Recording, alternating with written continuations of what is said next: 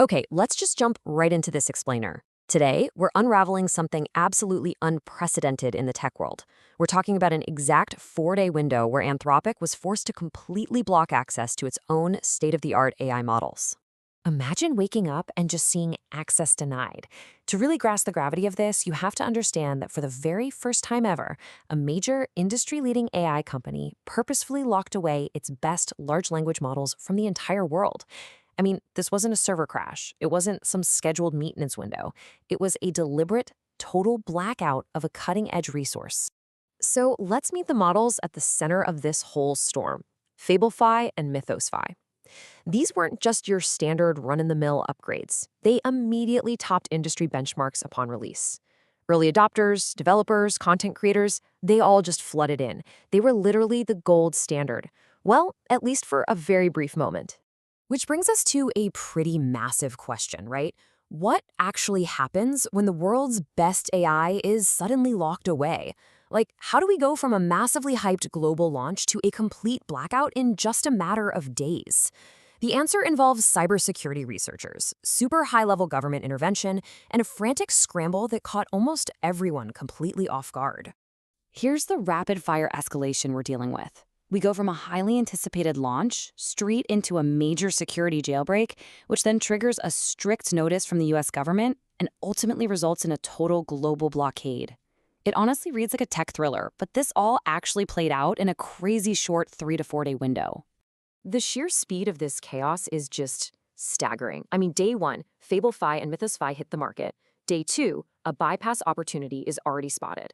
By day four, a successful jailbreak is fully executed. And day five, massive government intervention. A celebratory product launch literally turned into a national security crisis in under 96 hours. Now, to be fair, Anthropic didn't walk into this completely blind. Back on their June 9th launch, they included some major caveats. They explicitly stated that because these models possessed such incredibly powerful capabilities, there were potential, fully acknowledged security issues. They were totally transparent about the fact that they were intentionally launching these models with some limitations baked in just to mitigate those risks. They knew the power of what they were unleashing. Well, those limitations, they didn't hold for very long. By June 12th, things escalated big time. Security researchers, reportedly from Amazon, though the details are still a little murky, managed to successfully perform a jailbreak. They completely cracked the models. And once they did, they immediately realized this wasn't just some fun, harmless hack. The implications were so severe that they bypassed standard bug bounties entirely and reported the incident directly to the United States government. And the reaction from Washington? Completely explosive, just immediate.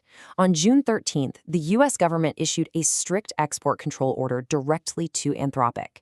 This wasn't a friendly suggestion. This was a formal, hardline legal notice stepping directly into the operations of a private company. The demands laid out in that notice were sweeping, to say the least. The government flat out stated that they viewed these specific jailbreak capabilities as a direct national security risk. To contain the threat, they demanded that access to FableFi and MythosFi be restricted strictly to U.S. citizens. And just to show you exactly how extreme this order was, it explicitly applied even to Anthropic's own international employees. Think about that. If you didn't have U.S. citizenship, you were locked out of the very thing you helped build. So, placed in an impossible position, Anthropic had to do something. Implementing a flawless global geo-blocking system that strictly verifies citizenship on a moment's notice, that is practically impossible for a platform accessed all across the globe. Because they couldn't selectively block users fast enough to comply with the government order, their only real option was a temporary total blockade for absolutely everyone. But, Anthropic didn't just quietly pull the plug and walk away. They actually pushed back publicly. In their response, they stated, the government did not provide any detailed technical evidence. Basically, Anthropic argued that while sure they acknowledge a jailbreak can create security issues, the government essentially demanded a massive global shutdown without actually proving exactly how the specific new jailbreak was implemented or why it warranted such an extreme and immediate reaction. And really, this right here is the core conflict we're witnessing. If we look at the facts neutrally, on one side you have the U.S. government citing unprecedented national security risks that require immediate, citizen-only access to contain a severe cyber threat. But on the other side, you have Anthropic's technical defense. They argue that the vulnerabilities the government is panicking over are already known to the public and frankly exist in older, already released models like GPT 5.5 anyway. It's a massive clash between a rigid national security framework and the fluid day-to-day reality of software engineering. Okay, let's zoom out for a second and look at the big picture. AI as national infrastructure.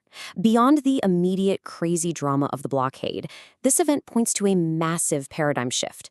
We are looking at the very real possibility of AI transitioning from being just software you use on the internet into being treated as critical, restricted national infrastructure.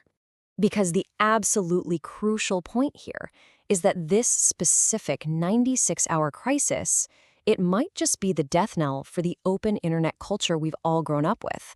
In the past, foundational tools like Google or Stack Overflow were global open resources. Everyone, everywhere, built on the exact same foundation. But this government notice clearly signals a future of walled gardens, where access to the most powerful paradigm-shifting models is restricted entirely by your citizenship. Just look at where this exact precedent could lead us. Let's break it down.